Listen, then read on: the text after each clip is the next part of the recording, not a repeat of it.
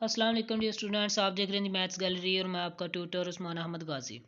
आज के इस लेक्चर में हमारा टॉपिक है जी बाइनोमियल थ्योरम। बाइनोमियल थ्योरम में कुछ चीज़ें सेकेंडरी हैं जी, कुछ चीज़ें जो हम इस लेक्चर में मेन चीज़ें करेंगे। जो हमारे पास मेन चीज़ें हैं वो चार हैं: binomial theorem, binomial series, r+1th term और कोफिशिएंट फाइंड करना।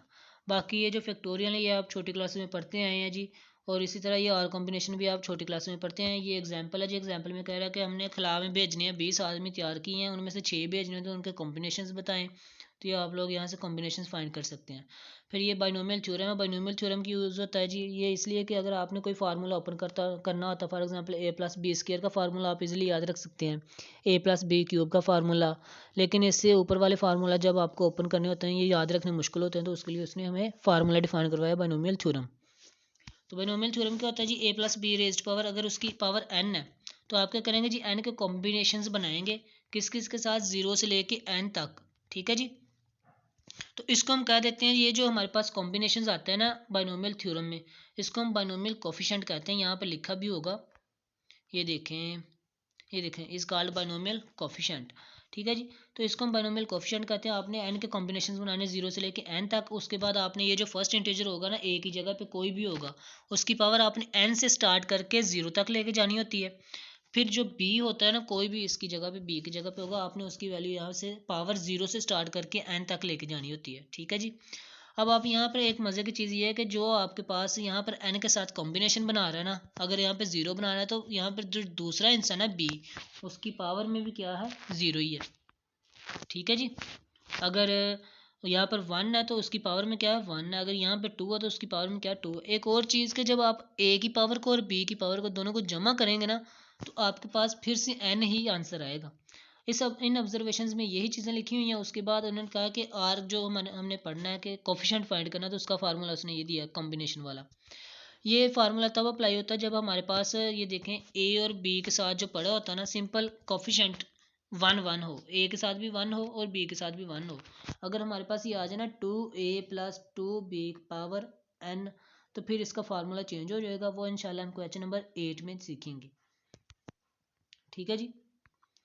अब r+1th टर्म है, अगर आप देखें ये n कॉम्बिनेशन r है ना, तो देखें ये भी n कॉम्बिनेशन r आ रहा है।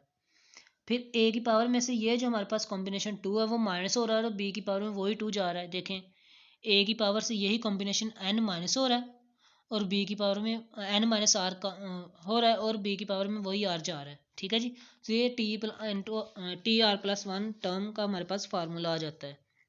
ये भी बहुत ईजी है। देखें जी, बाकी सारी चीज़ें हमने कर ली हैं, सिर्फ बाइनोमियल सीरीज़ रह गई है, फिर इनको हम अप्लाई करने का सीखेंगे। ये देखें जी, इन्होंने एक्सपैंड किया बाइनोमियल थ्योरम लगा के, 0 से स्टार्ट होकर कॉम्बिनेशन 4 तक जा रहे हैं। टोटल पावर जो होती है हमारे पास, फिर a की पावर 4 से a की पावर 0 तक जा रहे हैं। फिर b की पावर इधर 0 थी जो कि 1 की इक्वल है, और वो b की पावर 4 तक जा रहे हैं। 1 2 3 4 तक चलेंगे p की पावर। तो इसको आपने कॉम्बिनेशन आप फाइंड कर सकते हैं कैलकुलेटर से भी, और फार्मूला ओपन करके भी फाइंड कर सकते हैं। फिर एग्जाम्पल नंबर 3 भी उसी तरह। एग्जाम्पल नंबर 4 में उसने कोफिशिएंट्स फाइंड करने हैं। देखें a का कोफिशिएंट इधर 1 है, b का भी 1 है, तो सिंपल वो वाला फार्मूला जो उन्होंने आपको बॉक्स में दिया है वो यूज़ करें और आप इसका आंसर फाइंड कर सकते हैं। फिर यहाँ पे देखें 11th टर्म फाइंड करने, तो t11 हमने मालूम करना है, तो इसको हम लिख सकते हैं tr+1। तो 11 को लिख सकते हैं 10+1, तो वहाँ पे r क्या आ गया, 10 आ गया। फिर a की वैल्यू आपके पास a है, b की वैल्यू आपके पास -2 है, n आपके पास 12 है। तो सारी वैल्यूज पुट कर दें, आपके पास tr+1 टर्म आ जाएगी। ठीक है जी, जो कि हमारे पास -67,584 a² है। इसी तरह एग्जाम्पल नंबर 6 है, आपने बाइनोमियल थ्योरम लगा के इसको ओपन कर देना। फिर आपके पास आती है बाइनोमियल सीरीज। देखें जी, आप a+b आपके पास होता है ना रेज्ड पावर n, ये बाइनोमियल थ्योरम होता है। अब a और b की जगह पे आप x और y भी यूज़ कर सकते हैं, कोई टेंशन नहीं। x+y की पावर n, x और y की जगह पे आप और कोई यूज़ कर सकते हैं, u एंड v भी यूज़ कर सकते हैं, यानी कि कोई भी आप अल्फ़ाबेट यूज़ कर सकते हैं। तो फार्मूला अब बाइनोमियल सीरीज़ कब बनेगी, जब आप फार्मूला ओपन करेंगे इस थ्योरम का, और वहाँ पे जहाँ जहाँ पे y आ रहा है वहाँ वहाँ पे आपने 1 पुट कर देना, सिर्फ ये काम है आपका, तो वो आपके पास बाइनोमियल सीरीज़ बन जाएगी। अब आप इस चीज़ से घबरा रहे होंगे कि सर ये क्या है, n×n−1/2 फैक्टोरियल। तो ये सिंपल आपके पास वो चीज़ें हैं जो आपने बाइनोमियल कोफिशिएंट्स के तौर पे पढ़ी हैं। तो आपने कॉम्बिनेशन से सिंपल ओपन करने हैं, n कॉम्बिनेशन 0 ओपन करेंगे तो आंसर आपके पास शायद ये 1 आए, आप लोग ओपन करके देख लीजिएगा। फिर n combination 1, n combination 2, n combination 3 and so on, ये कॉम्बिनेशंस ओपन किए हुए हैं और ये फार्मूला बनाया हुआ है। और ये फार्मूला अगर आप लोग ज़बानी याद रख लेते हैं तो फिर क्या ही बात है। एग्जाम्पल नंबर 7 है जी, 1 प्लस एक्स रेज्ड पावर -1/3, कहाँ तक ओपन करना है, 4 टर्म्स तक ओपन करना है, 4 टर्म्स तक, 1 2 3 4, ये 4 टर्म है जी, 1 2 3 4, ठीक है जी। तो सीरीज़ का फार्मूला ये आपके पास पड़ा हुआ है, आपके पास 1 भी वही है, एक्स भी वही है, सिंपल n की जगह पे उसने क्या लिखा है, -1/3 पुट किया है, ठीक है जी। तो जहाँ जहाँ पे इस फार्मूले में हमारे पास n आ रहा है वहाँ पे आपने -1/3 पुट करना है, तो आपके पास आंसर आ जाएगा, ठीक है जी। आपको यहाँ से सब्ट्रैक्शन करनी भी आती है फ्रैक्शंस की, फिर मल्टीप्लिकेशन करना भी आता है। तो सिंपल आप जब इसे सॉल्व करेंगे तो आंसर आ जाएगा। अब ये कह रहा है कि using binomial series find the value of this. आप वैसे भी कैलकुलेटर से फाइंड कर सकते हैं, 0.98 का स्केयर रूट फाइंड कर सकते हैं आप, या इसको जब आपने बाइनोमियल सीरीज से लिखना है तो आप इसको 1 - 0.02 लिख के 0.98 को, तो इसकी पावर 1/2 है, 1 की जगह पे 1 है। बाइनोमियल सीरीज के लिए ये चीज़ लाजमी रखनी है आपने याद, कि 1 लाजमी होना चाहिए, इधर इस साइड पे 1 लाजमी होना चाहिए, इधर कुछ भी हो सकता है, ठीक है जी।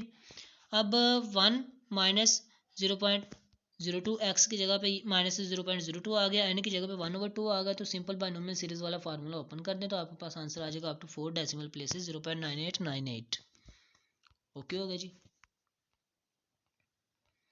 अब एक्सरसाइज की तरफ चलते हैं। देखें जी, हमने पहले बाइनोमियल थ्योरम पढ़ा, तो ये 6 सवाल उसी से रिलेटेड है।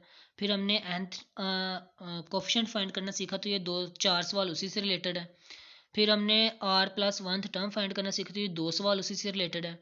फिर हमने बाइनोमियल सीरीज पढ़ा, तो ये सारे हमारे पास 13 से लेकर 17 तक उसी से रिलेटेड है। फिर हमने लास्ट पे वो जो अदाद को लिखना सीखा, अदाद की सीरीज ओपन करना सीखी, तो ये 3 क्वेश्चन उससे रिलेटेड है, ठीक है जी। तो ये सारी चीज़ें हम पहले पढ़ चुके हैं 6 से 7 मिनट में। तो अब सिर्फ इनके हमने सॉल्यूशंस देखने हैं और उनको अप्लाई करना है एक्सरसाइज पे। ये जी बाइनोमियल थ्योरम, इस यहाँ पे आपने ओपन करना है, गिवन भी दिया है कि बाइनोमियल थ्योरम यूज़ करें। तो बाइनोमियल थ्योरम यूज़ करके तो आप जो कॉम्बिनेशंस की फॉर्म आ रही हैं, देखें 7 का कॉम्बिनेशन 0 से, फिर 1 से, फिर 2 से, कहाँ तक जा रहे हैं हम, 7 तक ही जा रहे हैं। इसी तरह b की पावर 0 से स्टार्ट होकर b की पावर 7 तक जा रहे हैं, और 2 की पावर 7 से स्टार्ट होकर 2 की पावर 0 तक जा रहे हैं, ठीक है। तो आपने सभी क्वेश्चंस इसी तरीके से ओपन करने हैं, तो आपके पास ये आंसर आ जाता है। इस तरह ये सेकंड क्वेश्चन है जी, 1 - x रेज्ड पावर 6, इसका आंसर हमारे पास ये आ रहा है। और 2/a - a/2 रेज्ड पावर 5, इसका आंसर हमारे पास ये आ रहा है। आप लोग वीडियो को पॉज करके देख भी सकते हैं। क्वेश्चन नंबर 4 है, देखिए जी, इन क्वेश्चंस को करने का मज़ा तब है जब आप लोग एक मरतबा सीख के ज़ुबानी ट्राई करें। तो जब आपको ज़ुबानी भूलेंगे तो फिर आप लोग दोबारा से सलूशन देख लें तो आपको भूलेगा नहीं, ठीक है जी। रियाजी नाम ही रियाजत का, तो इसे बार बार आप सॉल्व किया करें क्वेश्चंस को, फिर आपके जहन से नहीं जाएंगे, ठीक है। तो ये क्वेश्चन नंबर 6 है जी बाइनोमियल थ्योरम से, ये भी उसी तरीके से सॉल्व करना है। अब क्वेश्चन नंबर 7 देखें जी, इसमें हमने कोफिशिएंट फाइंड करना है x रेज्ड पावर 6 और y रेज्ड पावर 3 का। अब देखें यहाँ पर x का कोफिशिएंट भी 1 है, y का कोफिशिएंट भी 1 है, तो आपने सिंपल वो जो बॉक्स में गिवन था ना n कॉम्बिनेशन r, उसको यूज़ करके इसका कोफिशिएंट फाइंड कर लें। अब आप कहेंगे सारे यहाँ पर n तो गिवन है, r कहाँ से लाएं। देखिए जी, n हमारे पास 9 है और r क्या होता है, जो हमारे पास सेकंड वाले की पावर होती है 3 है, तो यहाँ पर r हमारे पास 3 आ गया। अब इसी तरह क्वेश्चन नंबर 8 में देखें जी, ये फार्मूला यहाँ तक तो ईजी होगा कि जब हमारे पास x और y का कोफिशिएंट क्या है, 1 है। अब देखें जब इनके कोफिशिएंट्स a और b के कोफिशिएंट्स चेंज हो जाएंगे, यहाँ पर a है, यहाँ पर समझ लें कि हमारे पास b है, तो a का कोफिशिएंट 2 है, b का कोफिशिएंट 3 है। यहाँ पर जो मैंने जनरल फॉर्म लिखी है ना, ये वाली, ये मैंने x और y की शक्ल में लिखी है, लेकिन क्वेश्चन आपका a और b की फॉर्म में है, तो हम क्वेश्चन को ही लेके चलते हैं ताकि आपको कन्फ्यूजन ना हो, ठीक है जी। फॉर एग्जांपल अगर हमारे पास ये आ रहा है कि CA+DB, इसकी पावर में आ रहा है जी n। अब आपको पता है कि जो r होता है वो तो हमारे पास होता है उसकी पावर, सेकंड वेरिएबल की पावर, यानी कि b की पावर में r आता है, ठीक है। अब देखें n कॉम्बिनेशन r तो आपने लास्ट में लिखना है साथ में, जो कि हमारे पास बाइनोमियल कोफिशिएंट है। उसके बाद आपने क्या कोफिशिएंट फाइंड करना है ना, तो आपने ये वाला a भी नहीं लिखना वेरिएबल में, ये वाला b भी नहीं लिखना वेरिएबल में, ठीक है। आपने ये c लिखना है, यहाँ पे c लिखना है, और ये डी लिखना है यहाँ पर, ये आ गया डी। ठीक है जी, कोफिशिएंट्स लिख लिए इनके। और उसके बाद आपने क्या करना है जी, यहाँ पर जिस ए की पावर कितनी आ रही है 7, तो आपने ए वाले कोफिशिएंट की पावर कितनी लिख देनी है 7 लिख देनी है। ठीक है, फिर 7 आर में से जब हम 10 में से हम जब 7 निकाल देंगे पावर, तो साथ ही उसके साथ बी की पावर क्या पड़ी होगी, फिर 3 पड़ी होगी। इसका मतलब आर हमारे पास 3 होगा, तो इधर आपने आर की जगह पे 3 पुट कर देना, आर की वैल्यू आ जाया करेगी। ठीक है, इससे रिलेटेड हम 2-3 क्वेश्चन मैं आपको करवाता हूँ, आपको अच्छे से समझ आ जाएगी। देखें जी, गिवन क्वेश्चन में हमारे पास बी इज इक्वल टू 1 है, तो देखें एन कॉम्बिनेशन हमने आर लिखना था, तो एन हमारे पास 10 मौजूद है ना, लिख लिया है। तो समझे इधर हमने आर अभी तक नहीं लिखा, आर हमने फाइंड करना है। ए का कोफिशिएंट हमने ए के कोफिशिएंट की जगह पे लिखा है, ए की पावर 7 है, तो हमने इसके कोफिशिएंट की पावर क्या लिख दी 7। अब 10 में से 7 निकाले तो पीछे क्या बचता है आर, तो आर इज इक्वल टू 3, जो कि एन कॉम्बिनेशन आर में आता है, आर की वैल्यू आ गई 3। अब बी का कोफिशिएंट हमारे पास इधर 3 है, तो इधर हमने क्या लिख दिया 3, तो बी की पावर क्या बनेगी 3, तो इधर पावर में भी 3, तो इसको आपने सॉल्व कर देना है। ठीक है जी, क्वेश्चन नंबर 8 करते हैं जी। देखें इधर ए का कोफिशिएंट 1 है, ए का कोफिशिएंट क्या है 1, ए की पावर कितनी 5, तो इसकी पावर 5। बी का कोफिशिएंट कितना -2 पुट कर दिया। बी की पावर कितनी है जी 7, इधर हमने 7 पुट कर दिया। तो कॉम्बिनेशन हमारे पास चूंकि एन कॉम्बिनेशन आर आता है, एन हमारे पास 12 है, और आर हमारे पास वही वैल्यू होती है जो कि बी की पावर में होती है। तो देखें यहाँ पर 7 आ रहा है। ठीक है, तो इसको आपने सिंपली सॉल्व कर देना है, चाहे कैलकुलेटर से करें चाहे जैसी मर्जी करें। अब ये देखें यहाँ पर आर का कोफिशिएंट 2 है, तो आर के कोफिशिएंट की जगह पे 2 पुट कर दिया। एस का कोफिशिएंट 1 है, तो यहाँ पर 1 पुट कर दिया। एस की पावर हमारे पास 3 है, तो इसकी पावर 3, आर की पावर 4, तो 2 की पावर 4 आ गई। तो और कॉम्बिनेशन हमारे पास 7 कॉम्बिनेशन 3, और आर की जगह पे आपको पता है जो सेकंड वाला इंटीजर होता है उसकी पावर आती होती है। ठीक है, तो आपने इसको सिंपली सॉल्व कर देना है।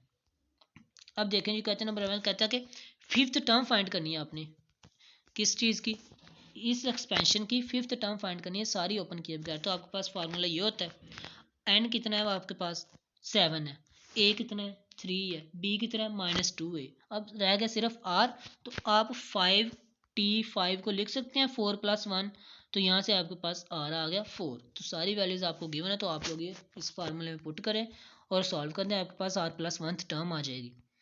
इस तरह 6th टर्म इस फार्मूले में अप्लाई करनी है जी, आप लोग इजीली कर सकते हैं यहाँ पर।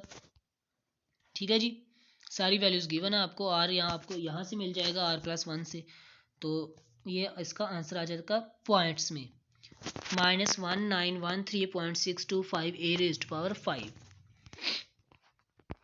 इन एक्सरसाइज 13 to 7। अब बाइनोमियल सीरीज यूज़ करनी है जी। देखें जी, बाइनोमियल सीरीज कहते हैं कि प्रूव करें इसकी इक्वल आंसर आता है। सिंपल आपने फार्मूला यूज़ करना है, उसमें n की वैल्यू -2 पुट करनी है और x की जगह पे x1 की जगह पे 1 पुट करना है। तो सिंपल इन चीज़ों को जब आप इस कोफिशिएंट्स को आप सॉल्व करेंगे ना, तो आपके पास ये फार्मूला बन जाएगा, जो कि हमारे पास कैंसिलेशन के बाद राइट हैंड साइड की इक्वल आ जाएगा। अब ये देखें यहाँ पर हमारे पास 1 की जगह पे 1 है, x की जगह पे -x है, n की जगह पे -1 है। आपने सिंपल फार्मूले में ये वैल्यूज पुट करनी है, तो आपके पास ये राइट हैंड साइड के इक्वल आंसर आ जाएगा। 2 से 2 कैंसिल, 6 से 6 कैंसिल, इसी तरह सो ऑन, तो हमारे पास ये राइट हैंड साइड आ जाती है। प्रूफ ही करना है हमने। अब देखें जी, ये हमारे पास ये भी सीरीज का फार्मूला है। सीरीज लेफ्ट हैंड साइड को हम ऐसे लिखते हैं 1 + x, और x की जगह पे क्या है -x, n की जगह पे क्या है -3। तो सिंपल फार्मूला आप लोग ओपन कर दें, फार्मूला आपको बन नहीं आता है तो। ठीक है जी, फार्मूला ओपन करें और इस चीज़ को आपने ध्यान से सॉल्व करना होता है। अक्सर लोग यहाँ से जो हमारे पास होते हैं ना साइंस, ऑपरेशंस के साइन, फॉर एग्जांपल माइनस और प्लस, इनको मिक्स कर जाते हैं। फॉर एग्जांपल यहाँ पर हमारे पास x -x है ना, तो यहाँ पर -x का स्केयर आपको आएगा -x का क्यूब, तो जब स्केयर करेंगे ये प्लस हो जाएगा, जब इसका क्यूब करेंगे ये माइनस हो जाएगा। तो ठीक है, तो इसके साथ इसका आंसर -4 -3 -4 × -3 = प्लस का आंसर आता है +12। तो इन चीज़ों का आपने ख्याल रखना है। तो ये आपके पास आंसर आ जाएगा। जब आपके पास ये आंसर राइट हैंड साइड के इक्वल आ जाएगा, तो आपने कहना है जी हमारा प्रूफ हो चुका है। इस तरह क्वेश्चन नंबर 16 है, ये आप लोगों ने सॉल्व करना है जी। ठीक है, ये फ्रैक्शंस ज़रा ध्यान से सॉल्व किया करनी है। फ्रैक्शंस के जो बटे में हमारे पास यहाँ पर 3 आएगा, ये 3 आएगा, ये मल्टीप्लाई होंगे, और ये मल्टीप्लाई फिर बटे में इसके साथ भी मल्टीप्लाई होंगे, फैक्टोरियल के साथ भी। आप लोग इसको ओपन करके देख सकते हैं, ये डिवाइड नहीं होंगे। जब आप 1/3 डिवाइड 3 करते हैं ना, तो इसका मतलब ये दोनों 3 आपस में मल्टीप्लाई हो रहे हैं, तकसीम नहीं हो रहे। ओके, क्वेश्चन नंबर 17 में भी आपने सीरीज ओपन करनी है। अब 18 से 20 तक आपके पास ये आंसर है। आपको मैं ये बता देता हूँ कि 0.8 को आप लिख सकते हैं 1 माइनस 0.2, इसके ऊपर पावर आपके पास उतनी है। आपने सिंपल बाइनोमियल सीरीज़ वाला फार्मूला ओपन करना है और आपके पास आंसर आ जाएगा। ठीक है जी। क्वेश्चन नंबर 19 में आपने लिखना है जी 100 माइनस 1 और स्क्वायर रूट को आप लिख सकते हैं 1/2। तो ये फार्मूला आपने ओपन कर देना। अब देखें यहाँ पर तो हमें चाहिए ना 1 चाहिए, तो 1 कैसे आएगा अगर हम यहाँ से कॉमन लेते हैं। मैंने यहाँ से 100 कॉमन लिया और यहाँ पर आ गया 1 माइनस 100। यहाँ पर 100 ये जो पावर होती है ये 100 पे भी जाएगी, ये 1 माइनस 1/100 पे भी जाएगी। जब ये पावर 100 पे जाएगी तो इसका 100 का स्क्वायर रूट हमारे पास 10 आता है, वो 10 ये लिख दिया मैंने, और इसका स्क्वायर रूट हमारे पास ये आ गया। इसको मैंने इक्वेशन नंबर 1 कह दिया। अब मैंने इस वाली चीज़ पे ये जो ब्रैकेट है हमारे पास, इस पे मैंने अलहदा से अप्लाई किया बाइनोमियल सीरीज़। तो इसका आंसर मुझे मिला जी, ये देखिए मैंने सॉल्व किया हुआ है, आप लोग देख सकते हैं। इसका आंसर मुझे मिला जी 0.9950। अब ये वैल्यू मैंने इक्वेशन नंबर 1 में पुट कर दी और इस वैल्यू को चूँकि इक्वेशन नंबर 1 में इसकी जगह पे पुट करनी थी, 10 के साथ मल्टीप्लाई हो रहा, तो इस आंसर को 10 से मल्टीप्लाई किया तो मेरे पास आंसर आ गया 9.95। ठीक है जी, ये आंसर आता है जी। अब इस एक्सरसाइज का लास्ट वाला क्वेश्चन है जी 1.02 रेज्ड पावर 1/3। तो इसको हम लिख सकते हैं 1 प्लस 0.02, इसकी पावर 1/3। तो सिंपल बाइनोमियल सीरीज में आपने इनकी वैल्यूज़ को पुट करना है और आपके पास इसका आंसर आ जाएगा 1.0067।